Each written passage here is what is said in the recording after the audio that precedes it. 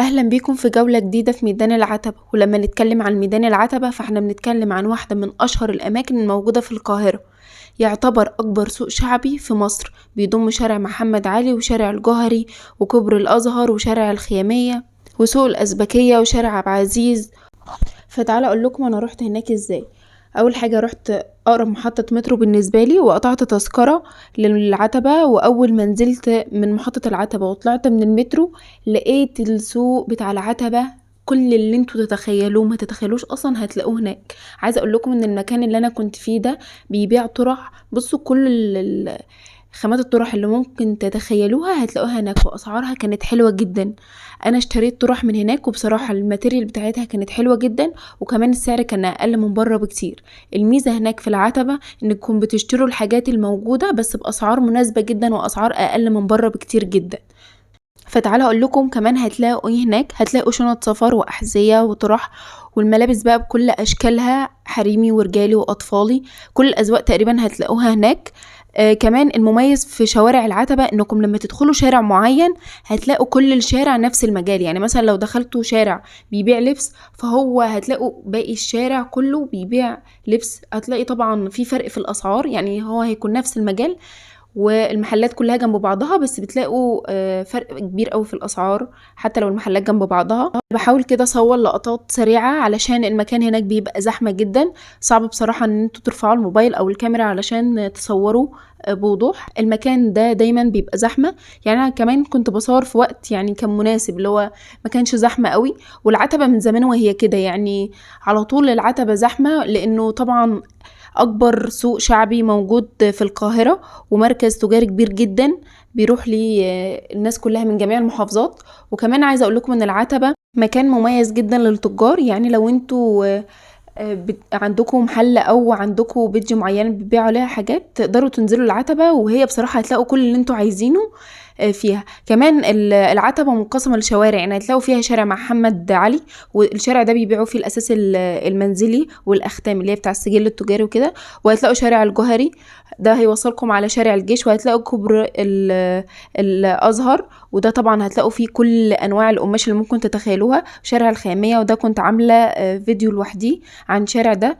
وكمان هتلاقوا سوق الأزبكية، هتلاقوا فيه الكتب كلها اللي انتوا عايزينها، بتبقى في كتب مستعمله وفي بيبقى في كتب جديده. هتلاقوا كمان شارع عبد العزيز ودي للاجهزه الكهربائيه.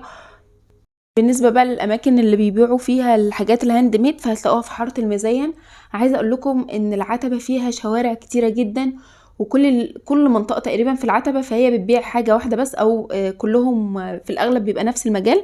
فلو انتوا عايزيني اعمل لمنطقه معينه موجوده في العتبه فيديو لوحدي قولولي وانا هبقى اعمل لكم. طبعا الكيوي لازم كل ما انزل العتبة اشتري كيوي من هناك، مش عارفة ليه.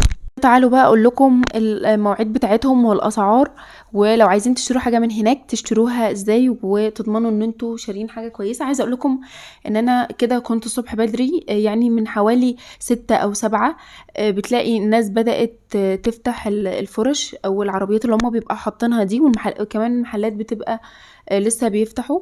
ده كان شارع كده مليان ورق حائط والحاجات اللي هي اساس للبيت. عايزه اقول لكم لما تيجي تشتروا حاجه من العتبه دايما شوفوها وانتوا واقفين، يعني شوفوا الشكل المناسب ليكم، شوفوا اللون اللي انتوا عايزينه، شوفوا المقاس، شوفوا الاسعار كمان، لان الاسعار هناك بتختلف من مكان للتاني. يعني ممكن تمشوا شويه تلاقوا نفس الحاجه وبسعر اقل. الشارع ده عند كوبري الازهر هتلاقوا فيه منظفات كده، وهتلاقوا اماكن بتبيع توك واكسسوارات، وهتلاقوا كل اللي انتوا عايزينه بجد هناك. دي كانت محلات مش فرش، يعني بره على الطريق.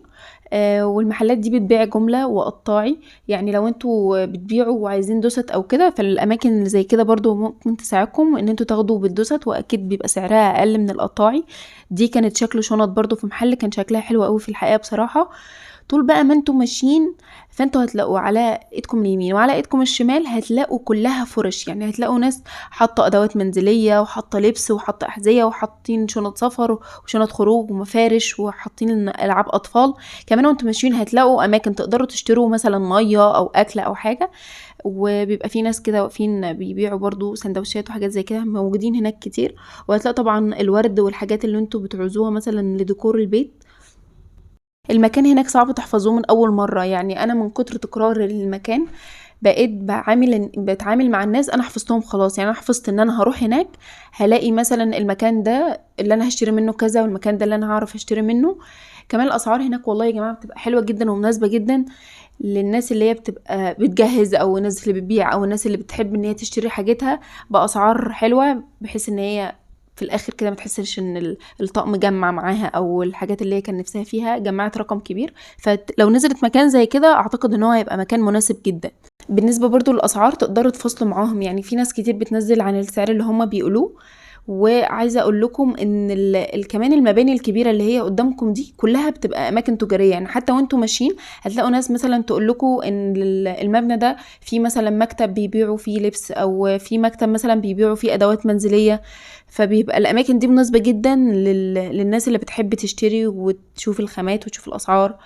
ده كان مكان كله بيبيع فيه الزينة، سواء عيد ميلاد او اي مناسبة هتلاقوا كل اللي انتوا عايزينه هناك. ده كنت دخلت هنا حارة المزين، ومن كتر تكراري على المكان انا حفظت خلاص الناس اللي انا بقيت بتعامل معاها، وبلاقي عندها الحاجة اللي انا عايزاها، فبقيت بروح المكان على طول بقى، اللي هو انا حفظت المكان خلاص. بس كده. دي كانت جولتي النهاردة في العتبة، يا رب تكونوا استمتعتوا واستفدتوا.